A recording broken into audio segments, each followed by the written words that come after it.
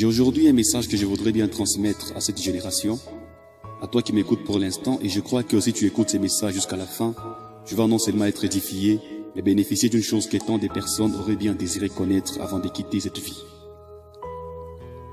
Je crois que ni vous ni moi, personne ne me connaît les temps que nous sommes en train tous de traverser. Nous savons également que nous sommes à une époque de grands dépits et aussi de grandes prérogatives. La vie, comme nous pouvons le savoir, est faite de différentes périodes. Et chaque période a ses réalités, et ceci existe depuis la nuit du temps. Tous ceux qui ont vécu avant cet âge se sont rencontrés un moment dans une période sombre de la vie. Les difficultés qui peuvent arriver dans la vie d'un homme n'ont pas des mêmes formes, ni des mêmes durées avec celles qui arriveront dans la vie de quelqu'un d'autre. Cependant, dans les moments difficiles de chacun de nous, il y en a qui s'appuient sur leur intelligence, il y en a qui s'appuient sur leur richesse, famille, connaissances.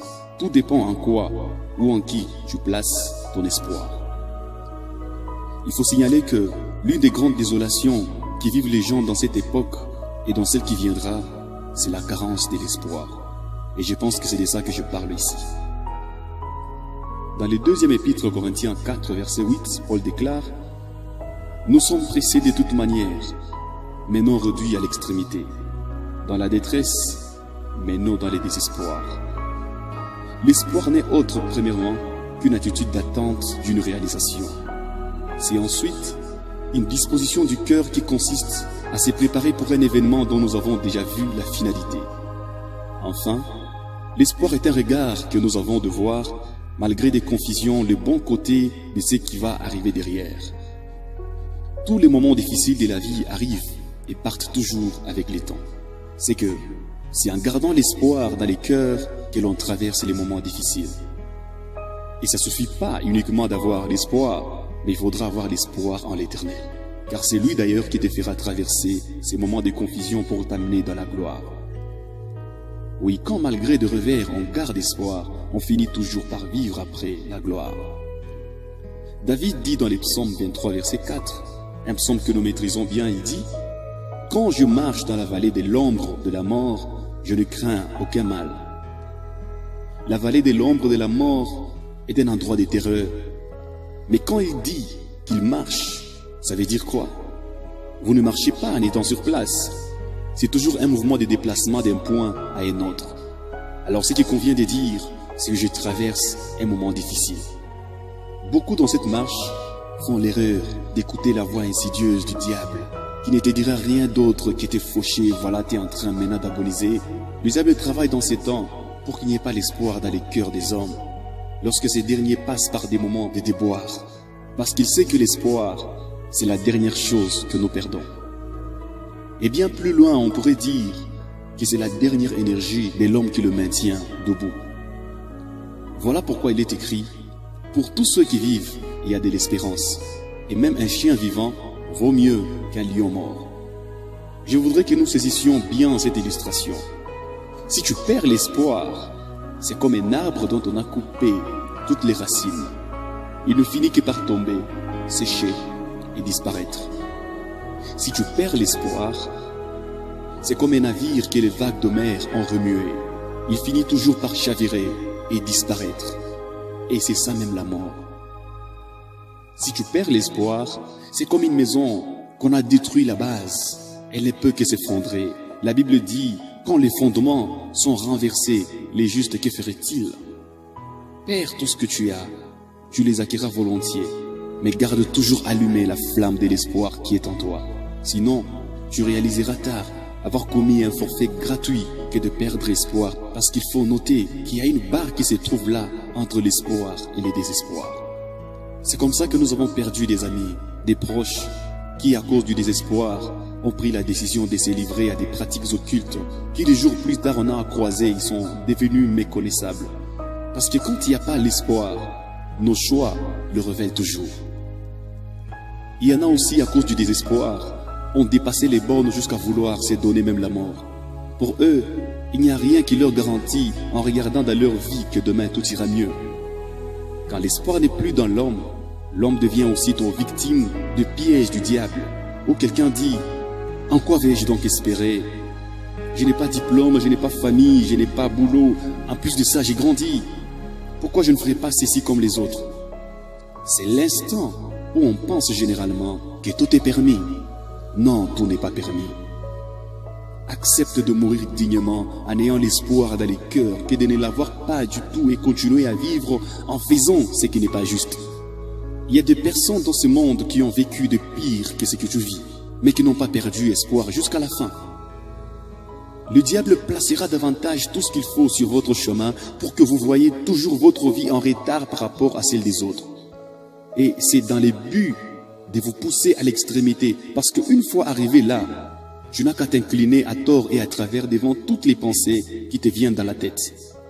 C'est généralement les temps où l'homme voit bon tout ce que le monde a à lui proposer. Vous savez, le diable vous mentira toujours comme s'il a pitié de vous, en vous proposant de vous venir en aide.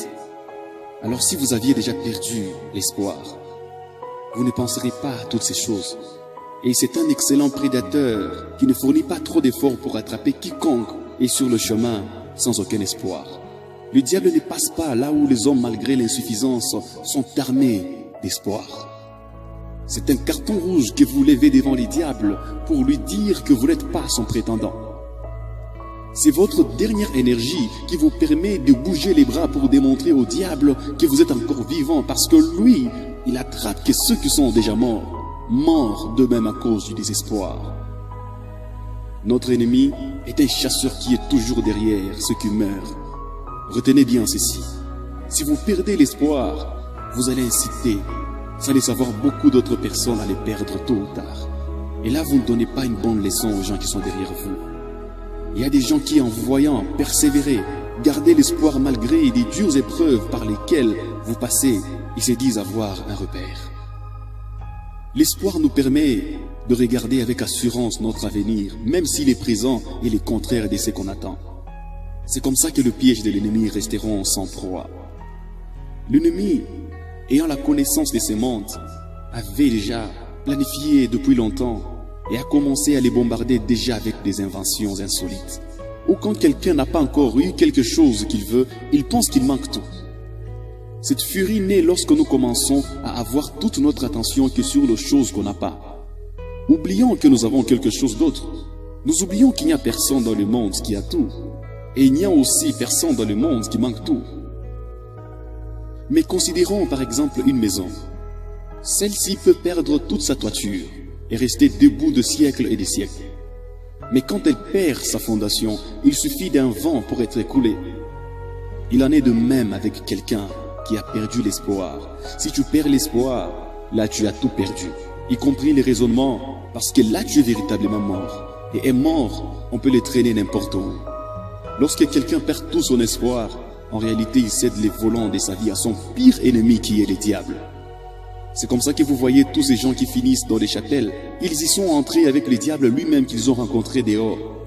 Quand il n'y a pas d'espoir, les hommes se donnent de faire des choses impossibles. La femme de Job est tombée dans le désespoir, alors que son mari souffrait cruellement, mais continuait à espérer. Elle a dit à Job, insulte Dieu et meurt. Où est-ce qu'elle a appris qu'on insulte Dieu? Job était animé d'un espoir qui faisait des affirmations telles que « Je sais, mon Rédempteur est vivant ». Et dans le 14e verset du chapitre 23, il dit « Il accomplira donc ses desseins à mon égard, et il en concevra bien d'autres encore. » Ça, c'est l'expression d'un cœur rempli d'espoir au milieu de tourments. Parce que quand il y a encore l'espoir dans les cœurs, notre langage le témoigne. La souffrance qu'il y a dans ces temps, c'est le manque d'espoir. Les gens ne croient plus aux bonnes choses qui peuvent leur être données demain par Dieu. À cause de toutes ces publicités que les gens voient à la télé, sur Internet ou dehors. Il y a des hommes que le diable envoie avec des richesses et beaucoup de biens inimaginables qu'ils ont après 48 heures pour impressionner les mondes. Que quand on dit à quelqu'un d'attendre jusque l'année qui va suivre, il s'imagine combien il sera en retard. La question c'est de savoir en retard par rapport à quoi. Voilà, l'homme va choisir aussi ses gains de 48 heures que d'attendre une promesse à cause du désespoir. Et c'est comme ça que le monde est en train d'être effacé. Nul ne peut conforter l'autre. Parce que tout prouve en ces temps que le monde est plein des hommes désespérés. Et cette crise a conduit pas mal de gens à faire des choses infaisables. Quand les désespoirs s'installent dans les cœurs, tu ne vas pas généralement dans des bons endroits. Parce que l'ennemi voudra que tu sois éloigné de toute bonne personne qui peuvent te prêter une main forte, dans les seuls buts de te démolir. Ne perds jamais d'espoir tant que tu es vivant. La parole de Jésus dans Jean 5, 17, la version française courant dit: mais Jésus leur répondit: mon Père est continuellement à l'œuvre, et moi aussi je suis à l'œuvre. Vous voyez, le Seigneur ne travaille pas que pour l'intérêt des autres. S'il a fini avec les autres, rassure-toi que tu es aussi figuré sur la liste des gens pour qui il travaille. Tu peux décider de tout abandonner alors que tu es à un pas de ta réussite. Sachez bien ceci, le combat, les difficultés n'arrivent pas dans la vie d'un homme par l'œuvre pure du hasard. Le diable a une vision claire de là où tu vas réellement. Et il maîtrise en plus de ça ces jeux de détourner les gens de leur chemin de bénédiction. Et les gens tombent, abandonnent généralement lorsque veut déclencher leur miracle. C'est comme ça que plus tu endures, plus ça devient dur. Mais c'est pas pour autant qu'il faut jeter l'éponge. Au milieu de tous ces gens qui meurent du désespoir, tu peux faire l'exception. Parce que tu n'es pas comme tout le monde. Et si tu avais déjà perdu espoir, pour toi la Bible dit: réveille-toi, toi qui dors, relève-toi d'entre les morts, et Christ t'éclairera. Salomon parle enfin dans Proverbe 24, verset 14, en disant: de même, connais la sagesse pour ton âme. Si tu la trouves, il est un avenir, et ton espoir ne sera pas anéanti. Que le nom du Très-Haut soit béni. Amen.